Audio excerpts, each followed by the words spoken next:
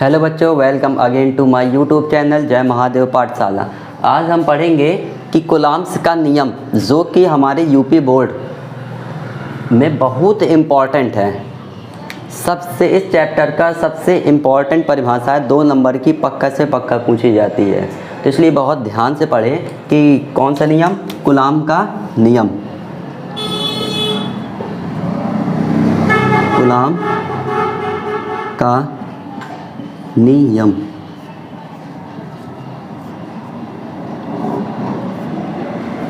और ऐसे पढ़ना कि एक बार में याद हो जाए। इंग्लिश में क्या बोलेंगे? Columns law. Columns law.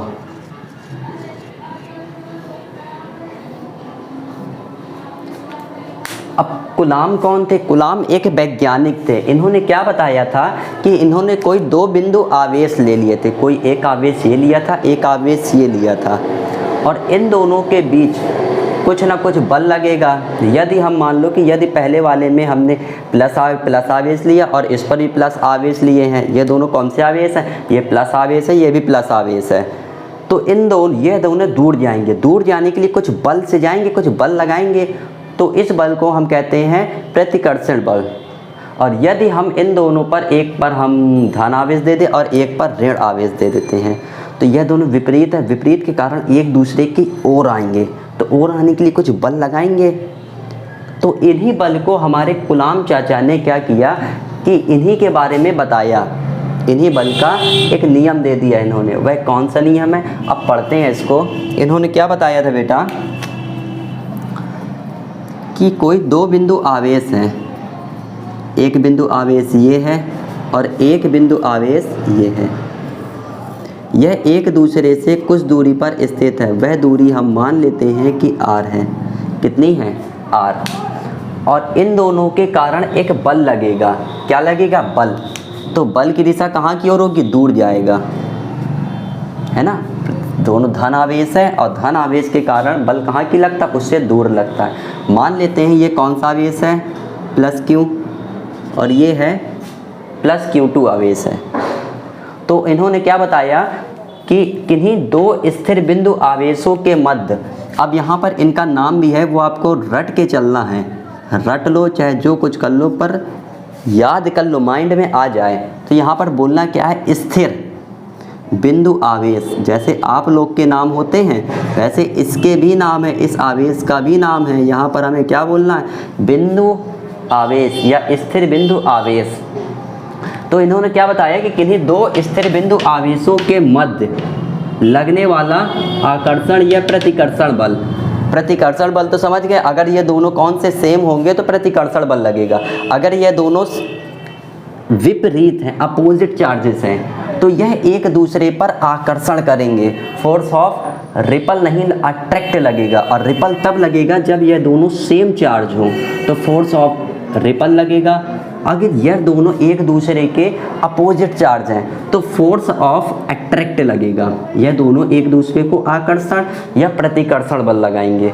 तो यह जो आकर्षण या प्रतिकर्षण बल है, इन दोनों आवेशों के परिमाण के गुणनफल के अनुक्रमानुपाती तथा बीच की दूरी, इन दोनों के बीच की दूरी के वर्ग के व्युत्क्रमानुपाती होता है। तो फिर एक बार समझो, इन्होंने क्या बताया था कि इन्होंने कहा था कि किन्हीं 2 स्थिर बिंदु आवेशों के बीच लगने वाला आकर्षण बल या प्रतिकर्षण बल, बिंदु आवेशों के मध्य या बीच लगा वैद्युत बल F इज इक्वल टू, बल को किससे नोट करते हैं? बल को बेटा हम F से नोट करते हैं। और इन्होंने क्या बताया था कि इन दोनों आवेशों के परिमाण के गुणनफल के अनुक्रमानुपाती, तो Q1 into Q2, let the equation 1, तथा यही जो वैद्युत बल है, बीच की दूरी के वर्ग के व्युत्क्रमानुपाती भी होता है। तथा वैद्युत बल F समानुपाती 1/r²। r² क्या है? बीच की दूरी। तो लेट द इक्वेशन सेकंड, इसको इक्वेशन सेकंड मान ली। तो from equation first and second, समीकरण 1 व 2 से, समीकरण 1 व 2 से, तो F समानुपाती Q1 into Q2 upon R square. क्या हम इस प्रकार नहीं लिख सकते इसको? तो इसको समीकरण 3 मान लिया। फिर जब भी हम फिजिक्स में अगर इसका एक नेतांक हटाते हैं, क्या करते हैं, एक नेतांक हटाते हैं, तो यहाँ पर एक कांस्टेंट आ जाता है। क्या आता है? एक नेतांक आ जाता है।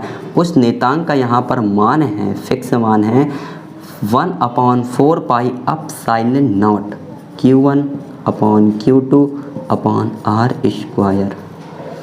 तो ये हमारा कौन है? दो स्थिर बिंदु आवेश के बीच लगने वाले वैद्युत बल का फॉर्मूला है।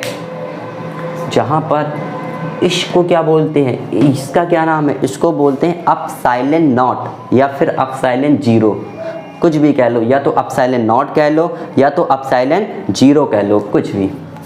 तो लिख देंगे जहाँ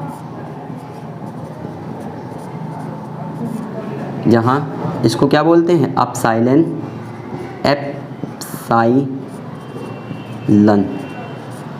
जीरो या नॉट, एप्सिलॉन जीरो या एप्सिलॉन नॉट कहते हैं। तो ये है कौन, इसका मतलब क्या है, ये है निर्वात की वैद्युतशीलता। कौन बेटा? निर्वात की वैद्युतशीलता, निर्वात की वैद्युतशीलता। तथा ये कौन है पूरा 1/4 पाई एप्सिलॉन नॉट, ये है एक नेतांक है। कौन है? नेतांक।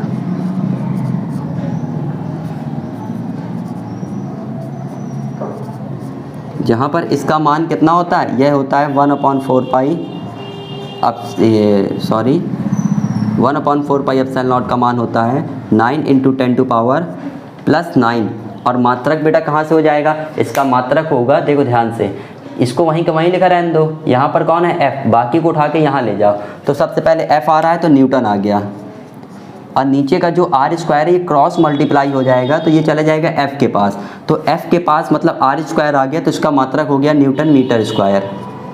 फिर ये Q1 और Q2, जब ये दोनों गुणे में है, गुणे वाली चीज़ आ जाएगी बटे में। तो जब बटे में आ जाएगी तो ये कुलाम होता है, 2 ठो कुलाम है हमारे पास, तो कुलाम स्क्वायर हो जाएगा। यह इसका मात्रक होता है। जहाँ पर एप्सिलॉन नॉट क्या है, एप्सिलॉन नॉट या एप्सिलॉन जीरो को हम निर्वात की वैद्युतशीलता बोलते हैं। और फिर 1/4 पाई एप्सिलॉन नॉट नेतांक है, इसका मान फिक्स होता है 9 × 10⁻9 newton metre square upon coulomb square होता है। इतना नोट करो। फिर इसके बाद क्या होगा, अब इसकी परिभाषा कैसे बनेगी, यहीं से हमें परिभाषा बोलना है। क्या बोलना है? किन्हीं दो स्थिर बिंदु आवेशों के मध्य लगने वाला आकर्षण या प्रतिकर्षण बल। दो बातें ध्यान देना है, किन्हीं दो स्थिर बिंदु आवेश के मध्य, ये जरूर बोलना है। यहाँ पर स्थिर बिंदु आवेश जरूर बोलेंगे। बहुत इंपॉर्टेंट बात है कि जो भी एग्जामिनर होगा, अगर वो ठीक ठाक इंटेलिजेंट है तो ये चीज़ ज़रूर देखेगा। अगर उसने यह देख लिया कि स्थिर बिंदु आपने लिखा है तो फटाक से नंबर दे देगा। 2 नंबर, जितने भी नंबर का आएगा, 1 या 2 नंबर का, तो आपको तुरंत नंबर मिल जाएंगे उतने। अगर होशियार नहीं होगा तो क्या करेगा, कुछ नहीं, फिर भी आपको नंबर मिल जाएंगे, लेकिन लिखना ज़रूर है इसको। तो इसकी परिभाषा क्या होगी, पहले नंबर पर आपको परिभाषा ही लिखनी है। क्या लिखनी है बेटा? परिभाषा। इसकी डिफिनीशन क्या होगी, तो डिफिनीशन देखो, तो फिर बोलेंगे किन्हीं दो स्थिर बिंदु आवेश के मध्य लगने वाला आकर्षण या प्रतिकर्षण बल, लगने वाला आकर्षण या प्रतिकर्षण बल उन आवेशों के परिमाण के गुणनफल के अनुक्रमानुपाती तथा बीच की दूरी के वर्ग के व्युत क्रमानुपाती होती है। तो क्या बोलना है कि कूलाम का नियम हमसे क्या कहता है?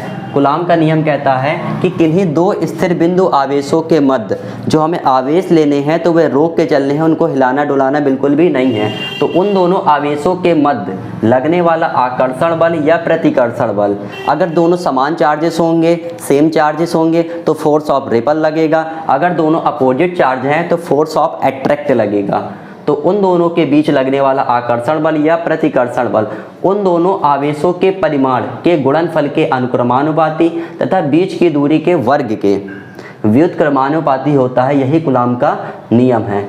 इसको let the equation first, let the equation second, from equation first and second. तो F समानुपाती हो जाएगा Q1 Q2 upon R square. जब ये समानुपाती का साइन हटेगा तो एक नेतांक आ जाएगा 1/4 pi epsilon naught Q1 Q2 upon R square. जहाँ पर इस शब्द को क्या बोलते हैं? इसको, ये जो दिख रहा है इसको बोलते हैं एप्सिलॉन नॉट या फिर एप्सिलॉन जीरो, दो में से एक कोई भी बोल सकते हैं। निर्वात की वैद्युतशीलता कहते हैं इसको। और 1/4 पाई जो नेतांक है इसका एक फिक्स मान होता है 9 × 10⁹ newton metre square upon coulomb square होता है। इतना नोट कर लो जल्दी से।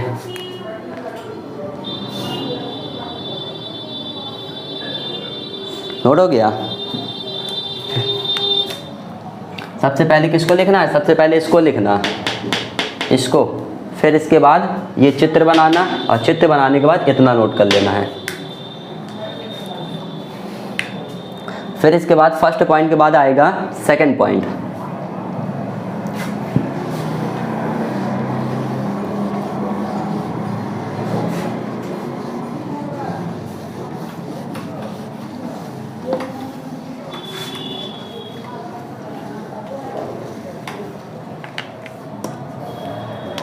सेकंड पॉइंट में क्या डालना है कि इनकी मात्रक व विमा क्या होती हैं और इनका आंकिक मान कितना होता है। पहले तीन चीज़ पता करेंगे। सबसे पहले मात्रक पता करेंगे, सबसे पहले मतलब आंकिक मान पता करेंगे, फिर मात्रक पता करेंगे, फिर इनकी विमा पता करेंगे। तो सबसे पहले एप्सिलॉन नॉट का आंकिक मान, ये हमसे न्यूमेरिकल में इसका बहुत यूज़ होता है। जब भी हम न्यूमेरिकल पढ़ेंगे इसके बाद तो उसमें बहुत आएगा इसका आंकिक मान, एप्सिलॉन नॉट का आंकिक मान। तो ये बताओ, हम जानते हैं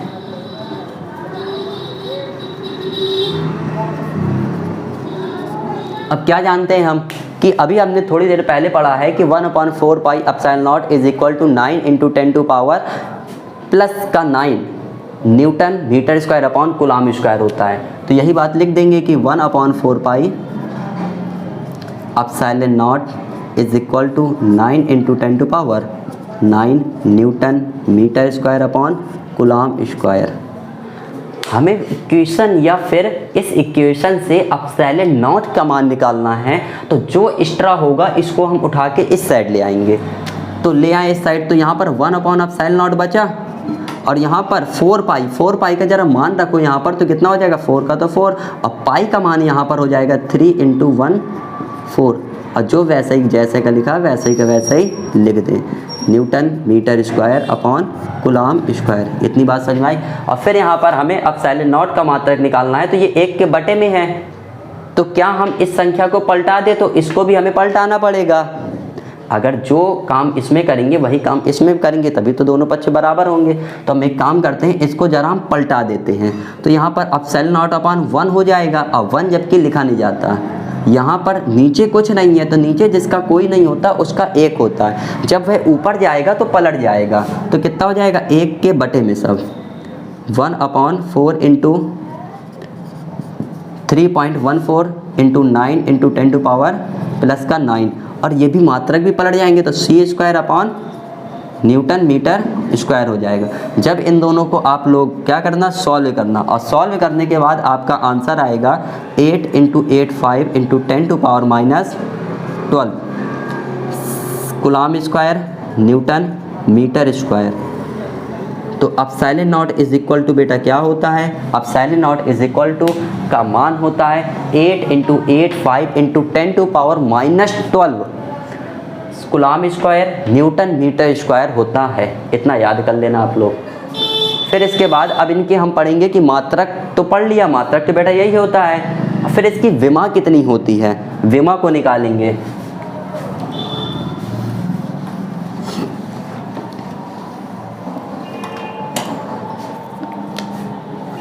अब अगले नंबर में है, इसी में चाहे लिख लेना विमा नीचे। अब विमा बताओ, विमा हमेशा कहाँ से बनती है, मात्रक से। अगर मात्रक आता है तो विमा हम आसान से निकाल लेंगे। अब मात्रक हमें पता है कि सी स्क्वायर न्यूटन मीटर स्क्वायर होता है, तो बताओ सी स्क्वायर मतलब कूलम स्क्वायर, कूलम बराबर क्या होता है 80 मतलब एम्पियर इनटू सेकेंड। तो कूलम की जरा मात्रक लिखे हम तो 80 होगा, स्क्वायर लगाए तो स्क्वायर लगा दिया। फिर यहाँ पर न्यूटन, न्यूटन मतलब बल का मात्रक है, तो बल की विमा कितनी होती है mLT-2। फिर यहाँ पर न्यूटन आगे आ चुका, न्यूटन की विमा। फिर इसका मीटर, तो मीटर स्क्वायर हो गया। फिर ज़रा इनको सॉल्व करो, तो सॉल्व करने के बाद सबको हम ऊपर वाले हिस्से में लिखते हैं, नीचे अटे बटे में किसी को नहीं लिखना, सबको एक ही समान देखना है। तो ये जब m वाला ऊपर जाएगा तो m की पावर कोई नहीं है तो 1 होगी, जब 1 ऊपर चला जाएगा तो कहे का हो जाएगा माइनस का 1 हो जाएगा। यहाँ पर एक l ये है और कहीं l वाला नज़र आ रहा है, बिल्कुल नहीं, तो l की पावर भी 1 हो जाएगा। फिर t का भाई है कोई, हाँ t का भाई ऊपर है, जब ये ऊपर चला जाएगा तो प्लस का हो जाएगा, और प्लस का t, और ये जब ऊपर चल जाएगा तो प्लस का t, तो प्लस का 4 बना लेगा t4। और फिर ये m एक था यहाँ पर, तो मतलब कितना हो जाएगा 3 हो जाएगा। कितना हो जाएगा माइनस का 3, वो भी है ना बेटा, नहीं गलती। यहाँ पर क्या होगा, जो m की विमा होती है वह l स्क्वायर होती है, और यहाँ पर कितना हो जाएगा, यहाँ पर उतना ही का उतना ही रहेगा। फिर l, एक l ये है, एक l ये है, तो l3 बना लेगा। जब ये ऊपर चला जाएगा तो l कितना हो जाएगा, यहाँ पर l3 हो जाएगा, वो भी माइनस का। यहाँ पर t4 हो जाएगा, यहाँ पर कितना होगा, एक a बचा तो a ही रहेगा। इतनी आ रही है इसकी विमा, तो इतना नोट कर लो जल्दी से।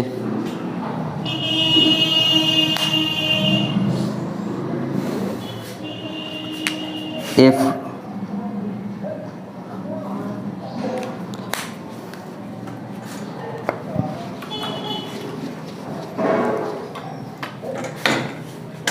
तो इसके मान समझ में आ गया, कितना आ गया एप्सिलॉन नॉट का मान, और इसको याद कर लेना है। फिर इसके बाद विमा पढ़ेंगे।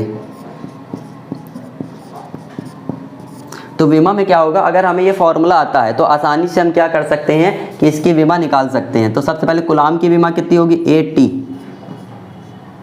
और स्क्वायर लगा है तो स्क्वायर लगा दिया। फिर न्यूटन की विमा कितनी होती है mLT-2, याद कर लेना इसको कि mLT-2 होती है।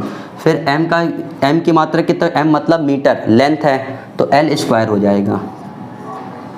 फिर सबसे पहले ये m का कोई साथ वाला नहीं है, और इसकी पावर कितनी है 1, जब ये ऊपर जाएगा तो माइनस का 1 बना लेगा, तो m पावर कितनी होगी माइनस का 1। फिर इसके बाद l वाला के भाई है तो स्क्वायर, और ये इसकी l की पावर 1, तो l की पावर 3 हो जाएगी। जब ये ऊपर जाएगा तो l की पावर माइनस का 3 हो जाएगा। फिर इसके बाद t, तो t ऊपर चले जाएगा तो एक पहले से 2 है और ये भी प्लस का हो जाएगा, तो प्लस का 4 हो जाएगा। फिर इसके बाद a बचा, तो a के आगे स्क्वायर लगा है तो स्क्वायर लगा दी, ये इसकी विमा बन जाएगी। तो कितनी हो गई m-1 l-3 t+4 और a 2, ये इसकी विमा हो गई। इतना याद कर लेना। फिर इसके बाद अगला पॉइंट है, इतना नोट कर लो जल्दी से, ले लो स्क्रीनशॉट जल्दी से, ले लिया।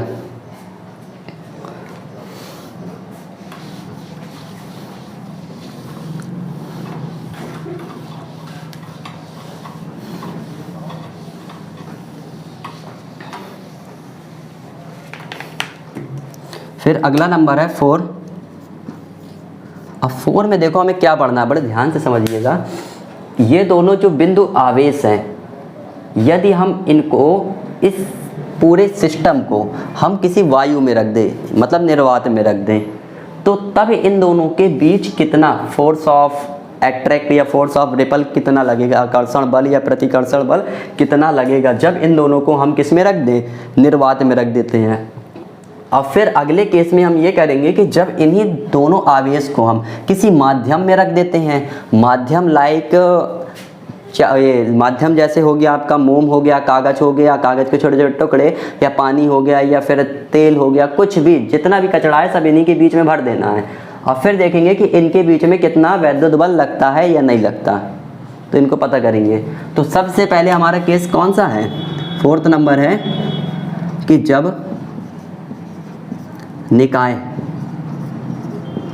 कहाँ रखा, उस निर्वात में, जब निकाय निर्वात में स्थित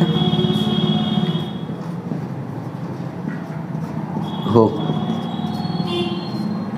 जब निकाय निर्वात में स्थित हो तब वैद्युत बल कितना लगेगा, F इज इक्वल टू, और इसको F एयर से लिखेंगे, किससे नोट करेंगे, F एयर से। तो F air is equal to 1/4 pi epsilon naught Q1 Q2 upon R square. Let the question 3 तक हो चुकी थी, अब इसको चौथी मान लेंगे। कितनी मानेंगे, चौथी। तो जब हमारा कोई भी निकाय निर्वात में अगर स्थित होगा तो उसका जो फॉर्मूला बनेगा F air is equal to 1/4 pi epsilon naught Q1 Q2 upon R square, जो कि फॉर्मूला हमने पहले पढ़ चुके थे। और फिर इसी निकाय को हम किसी माध्यम में रख दें, जब निकाय किसी माध्यम में स्थित हो तब F इज इक्वल टू बेटा कितना होगा, जो हमने फॉर्मूला पढ़ा है बस थोड़ा सा चेंज होगा इसमें, बस थोड़ा सा। तो 1/4 pi epsilon naught Q1 Q2 upon R square. अब थोड़ा सा चेंज क्या है कि यहाँ पर एक K लग जाएगा, और K हमेशा किसके साथ लगाना है, यह हमेशा एप्सिलॉन नॉट के साथ ही लगता है। अब आगे हम पढ़ेंगे कि यदि किसी भी माध्यम में किसी भी चीज़ का हमें फॉर्मूला लगाना है तो वहाँ पर हमेशा K लगेगा, और K हमेशा किसके साथ लगेगा, एप्सिलॉन नॉट के साथ ही लगता है। इस K को एप्सिलॉन नॉट ही प्यारा है, ये इसी के साथ ही रहता है, कहीं से दूर नहीं जाएगा, एप्सिलॉन नॉट के साथ ही रहेगा। तो इसको हम मान लेते हैं इक्वेशन 5। तो अगर हम इक्वेशन 4 का इक्वेशन 5 में डिवाइड दे दें तो तब क्या होगा, देखते हैं। तो लिख देंगे समीकरण 4 भागे समीकरण 5। अगर 4 का हम 5 से भाग दे देते हैं तो तब देखो, तो F air divided by F medium, F air divided by F medium. तो फॉर्मूला बताओ, F एयर का फॉर्मूला कितना निकला आया था, 1/4 pi epsilon naught Q1 Q2 upon R square. और F मीडियम का कितना निकला आया था, 1/4 pi epsilon naught Q1 Q2 upon R square. और थोड़ा सा चेंज आता है, वहाँ पर एक K लग जाता है। K किसके साथ लगेगा, एप्सिलॉन नॉट के साथ ही लगेगा। इनमें से कोई भाई भाई मिल रहे हैं, 1/4 पाई एप्सिलॉन नॉट, एक भाई ये मिल गया, एक नीचे 1/4 पाई एप्सिलॉन नॉट ये मिल गया, तो बेचारे शहीद हो गए। फिर ये Q1 Q2 upon R square और Q1 Q2 upon R square. तो यहाँ पर बचा कौन, हमारे पास बचा ऊपर वाले में 1/1 पूरा कट गया, लेकिन नीचे कौन बचा, जब नीचे का हिस्सा जब ऊपर आता है तो यह कह में हो जाएगा, मल्टीप्लाई में हो जाएगा, और डिजिट चेंज हो जाती है। तो कितना हो जाएगा, डिजिट चेंज। तो मतलब 1/K बस बचा था, जब ऊपर जाएगा तो K कहाँ जाएगा, ऊपर आ जाएगा, K ऊपर आ जाएगा, 1 ऊपर। तो मतलब क्या होगा, K। तो कह सकते हैं कि F एयर और F medium is equal to K होगा, किसके होगा बेटा, K होगा। आ रही बात समझ में। तो इसको भी याद कर लेना, ये कौन सा इक्वेशन है, इसको इक्वेशन मान लो 6 कि F air upon F medium is equal to K होता है, जहाँ पर K क्या है, यह पदार्थ का जो भी तुमने पदार्थ भरा है कि कागज़ भरा, कि पानी भरा, कि तुमने जल भरा, जल तो वही चीज़ हो गया, कि मोम भरी, क्या चीज़। तो यहाँ पर लिख दो माध्यम, जैसे क्या हो गया कि माध्यम, इसी के लिख लेना माध्यम, तेल, पानी, मोम, कागज़ आदि, ये क्या कहलाते हैं, ये माध्यम कहलाते हैं। तो इतना लिख लेना कि जब निकाय किसी माध्यम जैसे तेल, पानी, मोम, कागज़ आदि में रखा हो या स्थित हो, तो इतना फॉर्मूला हो जाएगा। ठीक है, फिर इसके बाद इतना नोट कर लो। और फिर नोट करने के बाद यहाँ पर क्या बता रहे थे कि जहाँ पर के क्या है, जहाँ पर के माध्यम का परावैद्युतांक है, माध्यम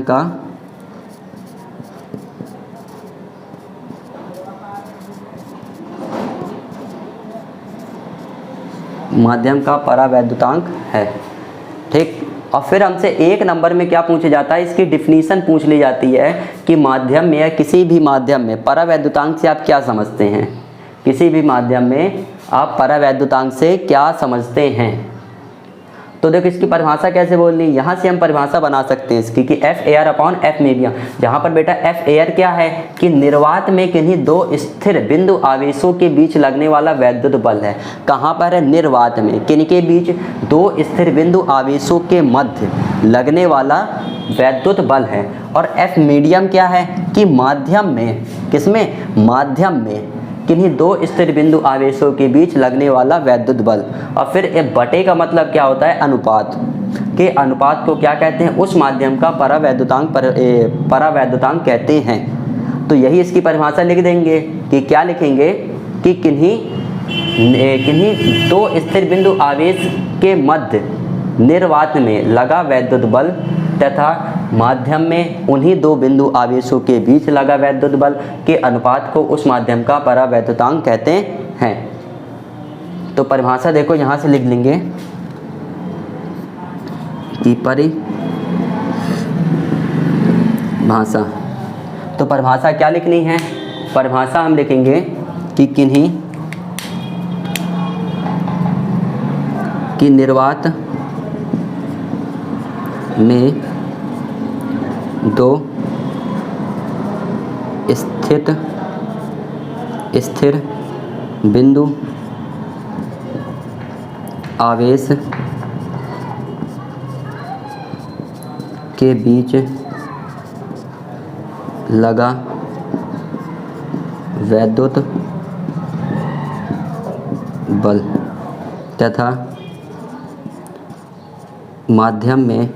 वैद्युत बल तथा माध्यम में उन्हीं बिंदु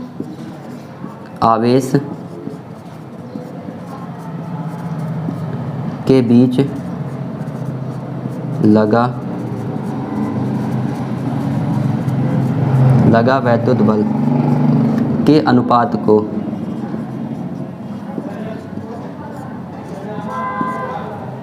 के अनुपात को पदार्थ का परावैद्युतांक कहते हैं।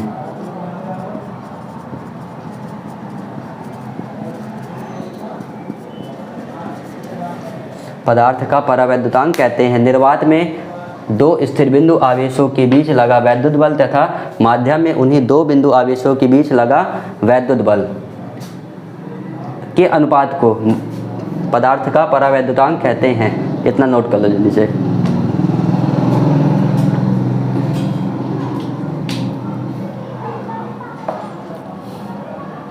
फटाक से नोट कर लो जल्दी से।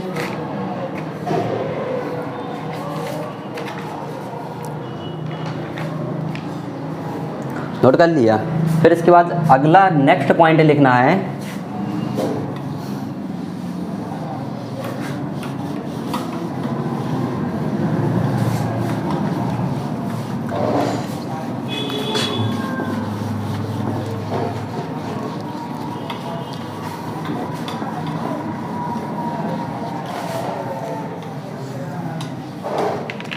देखो अगला पॉइंट बहुत इंपॉर्टेंट है, ये न्यूमेरिकल में भी इसका यूज़ होता है।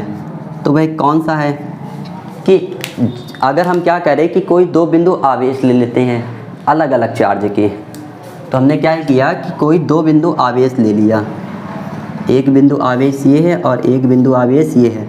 इस पर कितना आवेश है, इस पर प्लस का Q1 आवेश है, इस पर प्लस का Q2 आवेश है, और एक दूसरे से मान लेते हैं कि r दूरी पर स्थित हैं। कितनी दूरी पर स्थित हैं, r दूरी पर। तो लिखेंगे जब कोई दो बिंदु आवेश एक दूसरे से r दूरी पर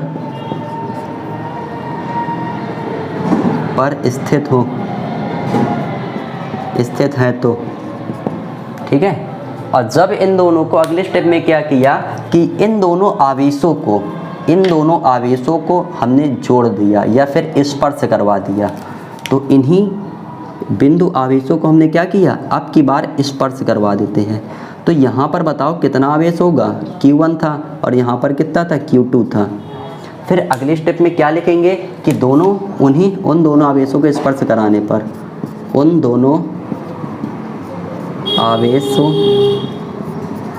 को स्पर्श कराने पर, फिर स्पर्श कराने के बाद पुनः हम उतनी दूरी पर रख देते हैं।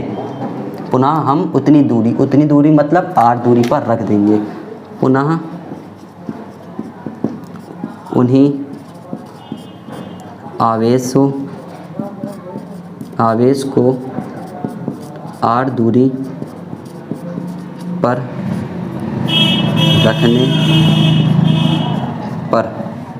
रखने पर अब देखो एक बिंदु आवेश ये था और एक बिंदु आवेश ये था, एक दूसरे से कितनी दूरी पर, r दूरी पर, फिर रख दिया हमने। लेकिन अब की बार इन दोनों का जो चार्ज होगा वह बदल जाएगा। कितना हो जाएगा, अब की बार इन दोनों का चार्ज क्या होगा, बदल जाएगा। दोनों को समान आवेश स्थानांतरित हो जाएगा। दोनों के पास क्या होगा, समान आवेश स्थानांतरित हो जाएगा। समान आवेश का मतलब तो कैसे पता करें कि या लेप पर कितना आवेश होगा और या लेप पर कितना आवेश होगा, समान तो होगा ना। जैसे हम तुम्हें एग्जांपल दें कि मान लो कि ये दो लोग हैं, एक ये आप हो और ये आपका कौन है, फ्रेंड है। ये आप हो और ये आपका फ्रेंड है। मान लो कि आपके पास पड़े हैं 50 रुपये। कितने पड़े हैं, 50 रुपये। और जो आपका दोस्त है, कौन है, आपका दोस्त, उसके पास है 70 रुपये। फिर दोनों को हमने क्या कर दिया कि जोड़ दिया। अब जोड़ने पर क्या हो जाएगा, तुम्हारे पास भी जितना पैसा होगा और इसके पास भी उतना ही पैसा होगा। तो निकाले कैसे, तो बताओ कितना पैसा होगा। तो सर जी 60 होगा दोनों के पास। कितना होगा, 60 इसके पास भी होगा और 60 इसके पास भी होगा।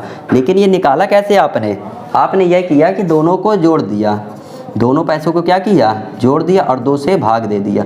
तो जब 50 को हम 70 में जोड़ेंगे तो कितना आ जाएगा, 120, और 120 भागे 2 तो 60 आ गया, है ना। तो कहने का मतलब है, तो इसमें भी सेम प्रकार का करेंगे कि पहले आवेश और दूसरे आवेश को जोड़ देना है और 2 से हमें भाग दे देना है। दोनों पर समान आवेश निकल आएगा। तो क्या करेंगे, पहले वाले पर आवेश कितना होगा, Q1 Q2 अपॉन 2, और इस पर कितना आवेश होगा, Q1 Q2 अपॉन 2। तो ध्यान देना इस बात को, जब भी हम क्या करेंगे, यदि हम किसी तार से दोनों आवेश को जोड़ देते हैं या फिर दोनों को स्पर्श करवा देते हैं, इन द केस इन दोनों को टच ही होना है। अगर एक दूसरे से टच हो रहे हैं या किसी तार की सहायता से टच हो या फिर एक दूसरे से ऐसा ही टच हो जाए, तो इन दोनों पर समान आवेश ही वितरण होगा। जितना पहले वाले पर आवेश होगा उतना दूसरे वाले पर भी आवेश होगा। आ रही बात समझ में, इतना नोट कर लो। फिर इसके बाद अब सवाल पढ़ते हैं इसके।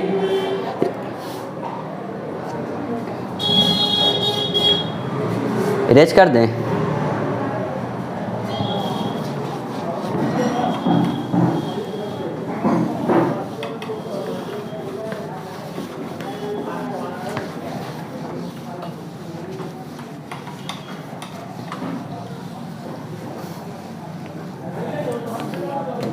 देखो ध्यान से, अब अगला सवाल है इसी का।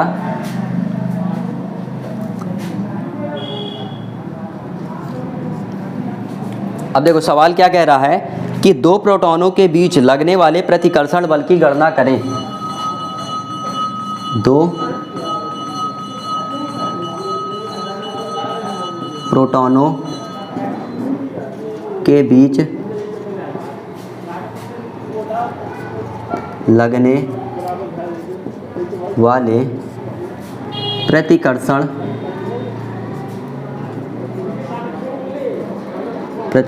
बल की गणना करें, जबकि उनके बीच की दूरी 4 × 10⁻15 माइनस का हो। जबकि उनके बीच की दूरी 4 × 10⁻15 मीटर की हो। तो देखो अब इसको सॉल्व कैसे करना है। सबसे पहले हम सवाल को हमने बताया था आपको कि कैसे नोट करते हैं। जो चीज़ सबसे पहले दिया होता है पहले उसको हम नोट करते हैं। तो सबसे पहले हमें क्या क्या दिया गया, डालेंगे सॉल्व। हमसे कह रहा है कि किन्हीं दो प्रोटॉनों के बीच लगने वाले प्रतिकर्षण बल की गणना करें। तो यहाँ पर दो प्रोटॉन कह रहा है, कितना कह रहा है, दो प्रोटॉन। तो एक प्रोटॉन ये हो गया और एक प्रोटॉन ये हो गया। इन दोनों की बीच की दूरी r मान ली, कितनी कह रहा, r। ये दोनों समान चार्जेस हैं, इसलिए जो बल लगेगा वह बल कौन सा होगा, प्रतिकर्षण बल। और इसकी दिशा कहाँ की ओर होगी, इस ओर। तो हमें क्या दिया गया है, हमें निकालना है इसमें प्रतिकर्षण बल, प्रतिकर्षण बल F क्वेश्चन मार्क। और दिया क्या है, बीच की दूरी r = दे रखा है। तो बीच की दूरी r = 4 × 10⁻⁻15 मीटर।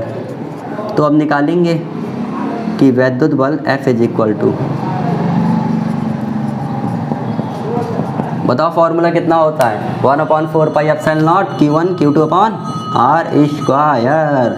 1/4πε0 Q1 Q2/r²। बताओ इसकी वैल्यू कितनी होती है, 1/4πε0। अब आ रहा है ना इसका मान, अगर ना बताया होता तो बेटा कहाँ से रखते आए। तो कितना हो गया, 9 × 10⁻9। और Q1 Q2, तो ये Q1 होगा और इसको क्या मानेंगे, Q2। तो Q1 का मान कितना है, एक प्रोटॉन। और एक प्रोटॉन पर आपने पढ़ चुके हैं कि एक प्रोटॉन पर कितना आवेश होता है, 1.6 × 10⁻⁻19। एक प्रोटॉन पर कितना आवेश होता है, 1.6 × 10⁻⁻19। और Q2 पर कितना होगा, इतना ही सेम चार्ज होगा। फिर जो ये दोनों बटे, अब बटे का मतलब क्या हो गया, r²। तो r² का मान दे रखा है 4 × 10⁻² लगा दिया। फिर स्क्वायर से बाद कुछ इनमें से देखो कटने हटने वाला है, हाँ बिल्कुल कट आएगा। तो जब इन दोनों को करें, अच्छा तो ये दोनों पावर कितनी हो जाएंगी, 19 दूनी 38। 38 में जब 9 जाएगा तो कितना बचेगा, 21 नहीं 29 बचेगा। कितना बचेगा, अब यहाँ पर देखो, अब इनको सॉल्व करेंगे कि यहाँ पर कितना होगा, 19 दूनी 38। और 38 में जब 9 चला जाएगा तो बचेगा 29। तो 1.6 × 1.6 × 10⁻19। नीचे बेटा कितना बचेगा, 4 × 16 और 10⁻30 माइनस का 30। फिर ये कैंसिल हो गया, ये 0.1 बचा यहाँ पर। फिर जब हम इसका क्या करेंगे कि मल्टीप्लाई करवाते हैं अगर हम इसका, तो यहाँ पर कितना हो जाएगा, 144 बोले तो, और एक अंक के बाद दशमलव लग जाएगा। फिर 0.1, तो 0.1 को हम क्या लिख सकते हैं, 10⁻⁻1। और माइनस का 1 ये क्या बना लेगा, 30 बना लेगा। अगले स्टेप में लिख देंगे। और ये प्लस का 30 हो जाएगा, तो ये बेचारे सबसे कैंसिल हो जाएंगे। तो बचा हमारे पास F = कितना आ गया, न्यूटन। अगर इसकी दिशा पूछ लेता तो दिशा क्या बोलते हैं, दोनों आवेशों से दूर बाहर की ओर होगी। अगर दिशा पूछता तो दिशा में हम क्या लिखते, इसकी दिशा आवेश से बाहर की ओर, आवेश से बाहर की ओर। ठीक, इतना नोट कर लो। और आप लोग के लिए घर में एक काम है कि यदि हम यहाँ पर 2 प्रोटॉन ना ले करके, अगर 2 प्रोटॉन ना लें तो यहाँ पर अगर हम 2 अल्फा कण ले लेते हैं, कौन सा कण, अल्फा कण, तब यहाँ पर कितना प्रतिकर्षण बल या आकर्षण बल, कौन सा बल लगेगा यह बताना है कि आकर्षण बल लगेगा, प्रतिकर्षण। सर जी आपने प्रतिकर्षण बल लिखा है तो प्रतिकर्षण बल ही होगा। हाँ, क्योंकि 2 इलेक्ट्रॉन, 2 अल्फा कण पर क्या होते हैं, 2 प्रोटॉन ही होते हैं। इन दोनों पर कितना प्रतिकर्षण बल लगेगा, इसको आंसर बताना है और आंसर बता करके कमेंट करना। जब तक